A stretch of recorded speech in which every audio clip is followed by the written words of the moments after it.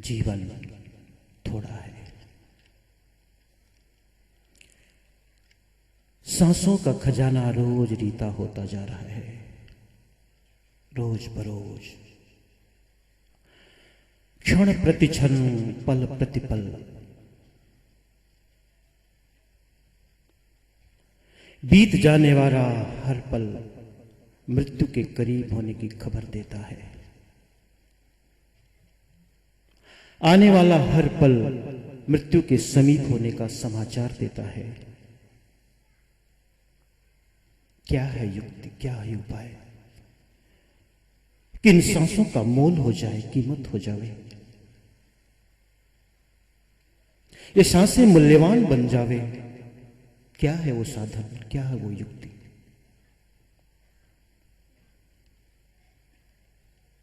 संतों ने इसकी कीमत बताई।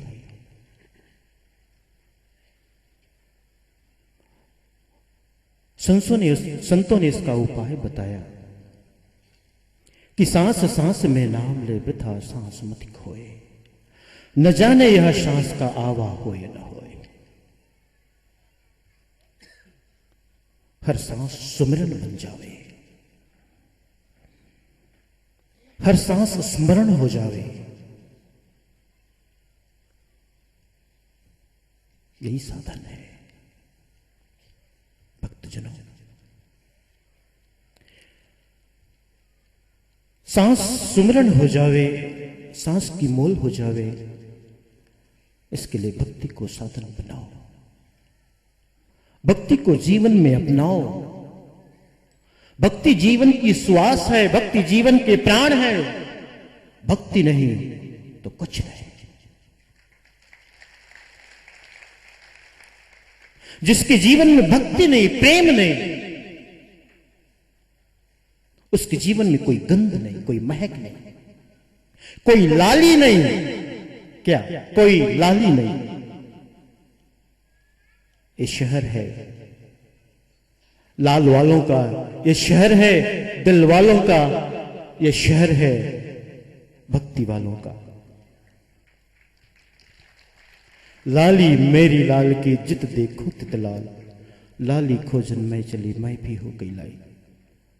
यहां जो भी लाली खोजने आए हैं वो लाल होके ही जाएंगे, ये मेरा दावा है।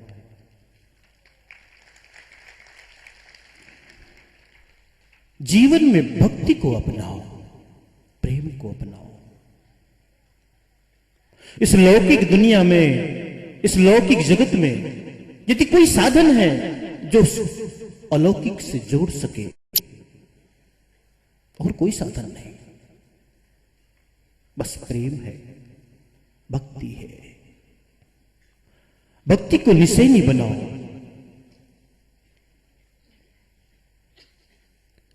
गुरु धनी धर्मदास साहब का यह अनुभव हम सबका अनुभव बन सकता है।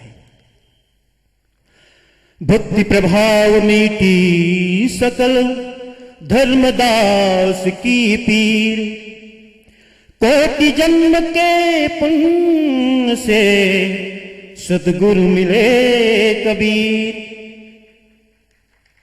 साहब का अनुभव, गुरु धनी धर्मदास साहब का अनुभव है, ये हम सबका अनुभव है। कल पंच हजूर अर्धनाम साहब ने ब्रह्म निरूपण की चर्चा की। एक सुंदर बात उन्होंने कही, जब भी कोई हाथ जोड़कर गुरु के आगे बैठा है तो वो धर्मदास साहिब का ही तो स्वरूप है। जब भी कोई जिज्ञासु बनकर प्रश्न लेकर समाधान के लिए गुरु के सामने बैठा है तो वो धर्मदास ही है। और जो समाधान कर दे, जो सारे प्रश्नों का समाधान कर दे, वो गुरु है। जीवन में, इस जगत में गुरु जैसा कोई व्यक्तित्व नहीं, गुरु जैसा कोई व्यक्तित्व नहीं। गुरु हमारे जैसा भी है और परमात्मा जैसा भी। सोचो,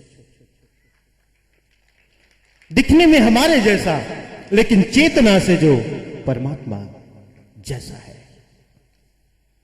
एक सेतु, एक पुल, एक कंडियार, एक नाविक, इसलिए तो गुरु को कंडियार कहा।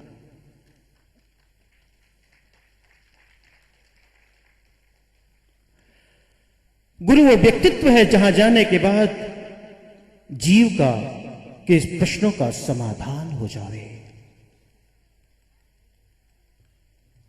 गुरु के पास जाने के बाद जहां मानो उसकी तरंगों से हम तरंगायित हो जावें, ऐसा गुरु है। एक बात साहब और कह रहे थे, शास्त्रों की अपनी ठीक है, शास्त्रों की महिमा है, इसमें कोई शक नहीं। शास्त्र भी साधन बनते हैं क्योंकि शास्त्रों में भी अनुभव वाणी है, लेकिन शास्त्र और गुरु में फर्क इतना ही है जैसे कोई मशाल, जलती हुई मशाल और उस जलती हुई मशाल का चित्र। भले वो चित्र, भले वो इमेज, भले वो फोटो उसी मसाल की है, लेकिन चित्र में वो शक्ति नहीं किसी को जलाने की। उस चित्र में वो आंच नहीं, वो गर्मी नहीं। यही है गुरु। गुरु का मतलब जिसके पास बैठने से गुरु की आंच आवे, उसकी ज्ञान की आंच, उसके प्रकाश की आंच।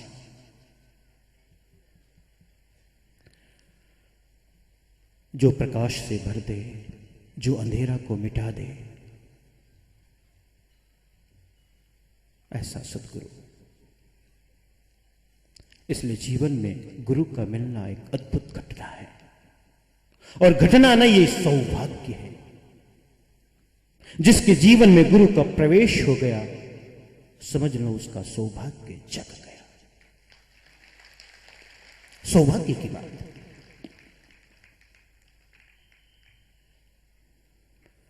लेकिन उस गुरु के पास वही शिष्य पा सकता है जो खाली होकर के आएगा। भरा होकर के कोई भी कुछ भी प्राप्त नहीं कर सकता। शिष्य का एक ही मतलब, जिसने घोषणा कर दी कि आज के बाद मैं नहीं सिर्फ तू है, इसी घोषणा का नाम शिष्य है। सदगुरु आज से मैं नहीं सिर्फ तू है, इस घोषणा का नाम ही शिष्यत्व है कि मैं नहीं रहा, सिर्फ तू है। क्योंकि भक्ति का मार्ग इतना सकरा है कि वहां दो तो आ ही नहीं सकते, एक ही आएगा, या तो मैं या तो गुरु। कैसे ले जाओगे दोनों को एक साथ?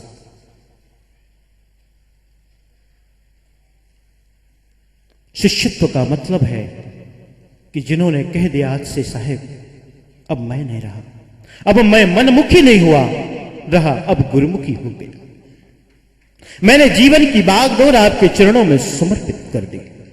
इस घोषणा का नाम है शिष्यत्व। इसलिए बड़े हिम्मत की बात है, साहस की बात है, क्योंकि खुले आकाश में उड़ना साहस की बात है,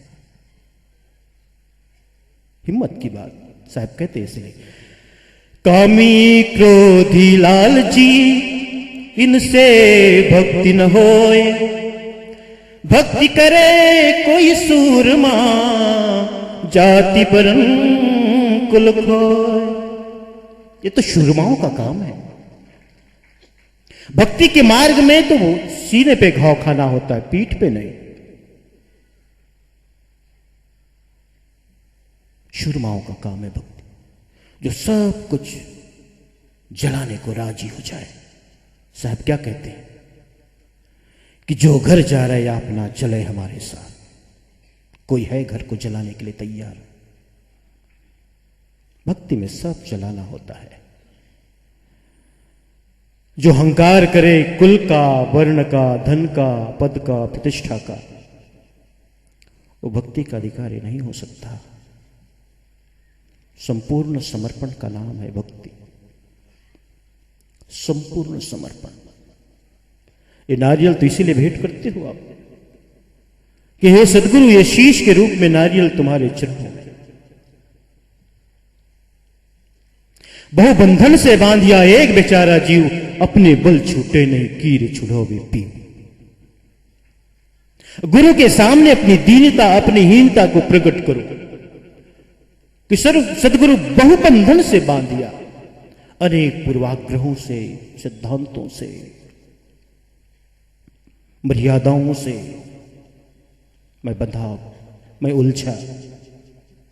कोशिश तो करता हूं, मन तो करता है इन बंधनों को तोड़ूं, सबको छोड़ूं,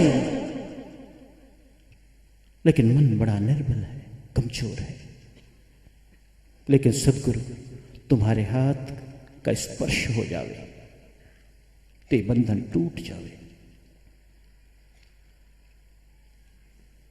इसी भाव से हम सदगुरु को नारियल भेंट करते हैं। नारियल जैसा आपने देखा उसका आवरण कितना कठोर होता है, वैसे ही बहुत से बंधनों से हम बंधे हुए हैं।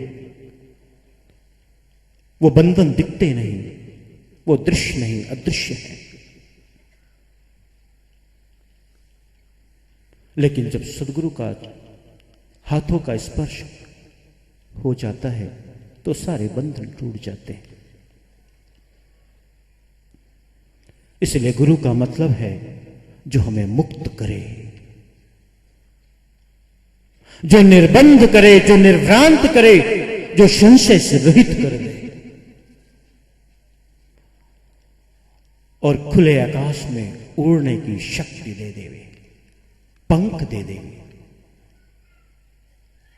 क्योंकि हमारा स्वभाव ही है स्वतंत्रता, हमारा स्वभाव ही है मुक्त दशा।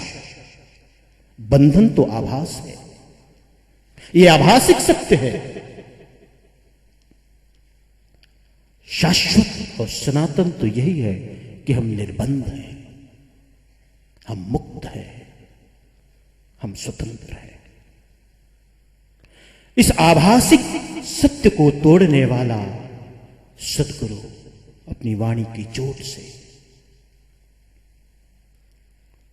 भक्तजनों और उसी सदगुरु की शरण गहने के लिए, चरण गण गहने के लिए जरूरी है कि हम गुरु के चरणों में खुद को समर्पित करते हैं।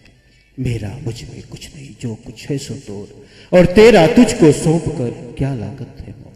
संपूर्ण समर्पण। कुछ भी बचाया तो काम नहीं आएगा। संपूर्ण रूप से सदगुरु, मैं मिट्टी का मानो लौंदा हूं, मिट्टी का लौंदा। मैं कोई शर्त नहीं रखता, कोई दावा नहीं रखता कि तुम मुझे क्या बनाओगे। तेरी मर्जी, मुझ में जो योग्यता दिखी वो बना दे। मैं कोई दावा करने वाला कौन? मैं तो उस स्वर्ण की तरह, सोने की तरह हूं। अगर मुझ में लगता है कि कोई योग्यता है तो कुछ बना दे, लेकिन कोई दावा नहीं, कोई शर्त नहीं कि क्या बनाओ। ऐसा समर्पण चाहिए, तभी बात बन सकती है भक्तजनों। और यही समर्पण, यही भक्ति सिखाई थी हमारे परम पूज्य गुरुदेव पंथी हजूर उदित नाम साहिब ने।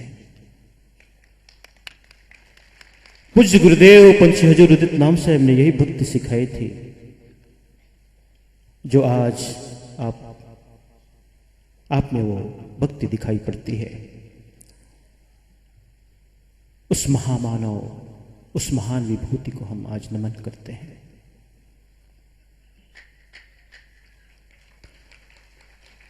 जिनकी कृपा, जिनका आशीर्वाद, जिनकी दया, जिनकी मेहनत और जिनके आशीर्वाद से आज सोजत सिटी में इतने बड़े आयोजन का, इतने बड़े आयोजन, इतना बड़ा आयोजन संपन्न हुआ। विचार करो, विचार करो आप। पूरे भारत में बारिश हो रही है, तूफान आ रहे हैं, आंधियां चल रही, अभी भी समाचार है छत्तीसगढ़ से, मध्य प्रदेश से, उत्तर प्रदेश से, सब जगह बारिश है। लेकिन मानो सदगुरु जैसे वो मां होती है ना, मां अपने बालक को, अपने शिशु को जैसे अंक से भर के समेट लेती है, उसकी रक्षा करती है, ऐसे सदगुरु जैसे अपनी कृपा से, अपनी छत्र छाया से सोजत सिटी को इतना समेटा हुआ है कि सबसे दूर, सबसे बचा हुआ। बड़ी कृपा है, ये अद्भुत है, ये उनकी कृपा का साक्षात प्रमाण है। प्रमाण, सारी जगह बारिश हो रही है, यहां से 20 किलोमीटर 50 किलोमीटर जाओ तब भी बारिश हो रही, कहीं ओले पड़ रहे हैं, लेकिन यहां शांति है, अद्भुत शांति। इस सदगुरु की कृपा है सदगुरु, यही कृपा बनाई रखना। मैं अपने आचार्य गुरुजनों से ही आशीर्वाद मांगता हूं हम सब के लिए कि कृपा निरंतर बनाए रखना, ताकि एक शुभ संकल्प पूर्ण हो जावे। इन्हीं शब्दों के साथ वाणी को विश्राम। बोलिए सदगुरु कबीर साहेब की, जरा जोर से बुलाओ, सदगुरु कबीर साहेब की, गुरु धनी धर्मदास साहेब की, गुरु धनी धर्मदास साहेब की, 4 गुरु वंश 42 की, पंच हजूर गंधमणि नाम साहेब की, पंच हजूर प्रकाशमणि नाम साहेब की, पंच हजूर उदित नाम साहेब की, पंच हजूर मुकुंदमणि नाम साहेब की, पंच हजूर अर्ध नाम साहेब की,